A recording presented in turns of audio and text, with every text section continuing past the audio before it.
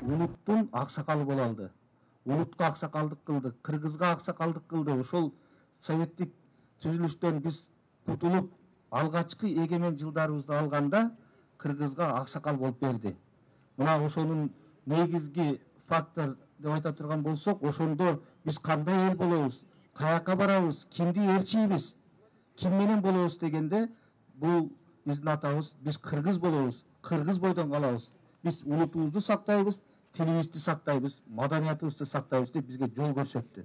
Ошон үчүн Тургуч президент шайланганда дагы улуттун атасы катары, аксакал катары өзүнүн батасын берип, калпагын кийизген мына биздин Түгөлбай атабыз. Демек, биз өз убагында Түгөлбай атабызды улут атасы, кыргыздын атасы катары барктап баалай алдык деп билем. Эми биздин мындан кийинки сабагыбыз, кадамдарыбыз атабыздын элге кылган, улутка кылган эмгегин кийинки муунга толук даана тастыктап жеткирүү болуп саналат. Бир айкел тургузуп коюу менен эмес, даалай китептер аркылуу, даалай эмгектер аркылуу дагы жайылтышыбыз керек.